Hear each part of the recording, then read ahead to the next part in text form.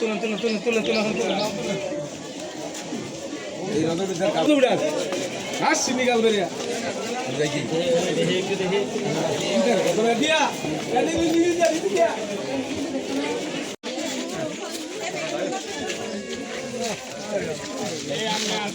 এদিকে ঘুরেন ঘুরেন ঘুরেন আটা কোন দিকে চাঁদিয়ার নিউ লাইফ হসপিটালে যে সকল ডাক্তারগণ চিকিৎসা সেবা দিয়ে থাকে মেডি শিশু রোগ কোর্স রেজিস্টার মেডিসিন বিভাগ মেডিকেল কলেজ হাসপাতাল দন্ডি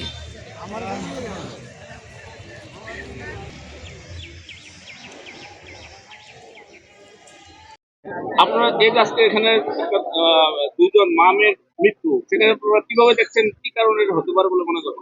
আচ্ছা, ট্রিপল লাইনের মাধ্যমে আমাদের কাছে সংবাদ আসছে, থানায় সংবাদ আসছে, চান্দিনা থানায়। পরে আমরা একটা টিম এখানে আসছি, এসে পৌঁছাইলাম। পৌঁছানোর পরে দেখলাম যে একই ঘরের পাশাপাশি দুইটা রুমে মা এবং মেয়ের লাশ শোয়ানো অবস্থায় রয়েছে। পরে আমরা প্রাথমিকভাবে তদন্ত করলাম, সেটা জানতে পারলাম যে মানে মেয়ের মহিলা কিছু মানসিক কিছু সমস্যা আছে, সেজন্য সে আত্মহত্যা করে থাকতে পারে। তো বিষয়টা তদন্তাধীন রয়েছে, আমরা প্রস্তুত করেছি।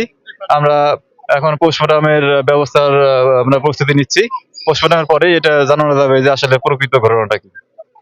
পোস্টমর্টম রিপোর্টের পরে আমরা এটা আইনগত পরবর্তী ব্যবস্থা গ্রহণ করব। তাদের কি কোনো আলামত রয়েছে শরীরের ভিতরে? হ্যাঁ, এখন ওই যে দুইজনের আমরা যে সুরতাল করলাম, সেখানে মা এবং মেয়ের দুজনের গলায় কিছু আঘাত আছে, যেটা মানে যে রশি দিয়ে আর কি ঝুলানো ছিল, সেই রশির আঘাত রয়েছে, দাগ রয়েছে। এই এছাড়া আর শরীরে কোনো আঘাতের চিহ্ন পাওয়া যায়নি আর কি প্রাথমিকভাবে। তাহলে আপনারা কি এখন এখান থেকে নিয়ে যাওয়ার পরে কি ধরনের প্রক্রিয়া আছে? হ্যাঁ, আমরা পরিবারের লোকজনের সাথে কথা বলতেছি, তাদের আইনের বিষয়টা তাদেরকে জানাচ্ছি। আমরা অনুমতি পাইলে আমরা পোস্টমর্টম করে আমরা পরবর্তী আইনগত ব্যবস্থা গ্রহণ করব। তারা মামের মৃত্যুটা কিভাবে হয়েছে বলে মনে করেন, আপনি কি দেখছেন? আমি সঠিক দেখছি, মানে এদিক দিয়ে আমার ওই যে জেডিয়া ছিল, জেডিরা দেখি মানে টিন থাপড়াইতেছে, বরদা বলতেছে কি এই ফারজানা ফারজানা তোর শাশুড়ি আছে, ওট ওট। পরে দেয় কিনা কয়, পরে কোনো সারা শব্দ নাই। পরে আমি আবার উড়ান দিয়ে যাইতেছিলাম ওই ঘরে, পরে আমার ডাক দিছে জেডি ওই সাইড দিয়ে। পরে কয় কে রাসেল দেখতো কিনা, কয় কি হয়েছে কিনা, কয় এই ফারজানা ওঠে না। পরে আমি অনেকক্ষণ থাপড়াইলাম, এদিক দিয়েও দেখলাম ওই দিক দিয়েও দেখলাম, যে চারোদিক দিয়া দরজা অফ ভিতর দিয়া। পরে ওই সাইড দিয়ে যাও না, পরে আমার ওই যে আফায় বলতেছে কি জানলাটা ভাঙ্গালাম, ভাঙ্গা দেখ কি হয়েছে। পরে আমি জানলাটা ঘুষি দিয়ে ভাঙ্গা দেখি বাচ্চাটা ভুতুরের সাথে ঝুলে রয়েছে।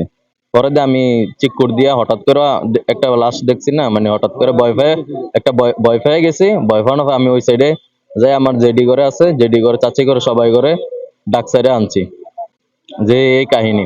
পরে আইয়া এদিক দিয়ে ঘুরান দিয়ে দেখি, এদিক দিয়া কে জানি ওই সাইড দিয়ে দরজা খুলছে, কে জানি সঠিক বলতে পারি না। পরে দেখি ভাবিও মানে আরেক রুমে ঝুলা রয়েছে। এই দুইজন দুই রুমে। দরজা কি খোলা ছিল না বন্ধ ছিল? বন্ধ ছিল, চতুর্দিক দিয়ে বন্ধ ছিল।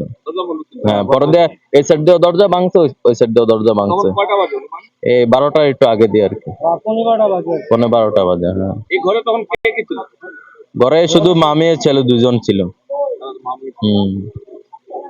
কি মনে করেন কিভাবে মৃত্যুটা হয়েছে বলে মনে? এই যে মারা গেছে, হ্যাঁ, আপনারা কি দুজন তো আর একসাথে ভাসিয়ে দিচ্ছে না, কি মনে হয় আপনার কাছে?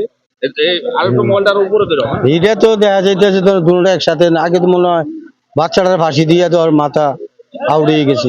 বাচ্চাটার আগে মনে হয় বাচ্চাটার আগে ফাঁসি দিয়া লেছে। কে দিছে? মায় মেয়েটার আগে মারছে, মারার পরে দিয়া যখন দেখছে মাথার সিস্টেমে ঠিক নাই, তখন সে নিজে ভাব করছে যে আমি বাইচা লাভ কি, তাহলে আমিও মরে যাই। এই হিসাবে উনি ফাঁস দিয়ে মারা গেছে। তাদের কি পারিবারিক কোনো ঝামেলা? না না না, এরকম কোনো ঝামেলা নাই। এরা তো সব আলেম, তারপরে পর্দাশীল বাড়িতে কোনো আমরা রাস্তা দিয়ে আই যায়, কোনো সরকার যদি কোনো কিছু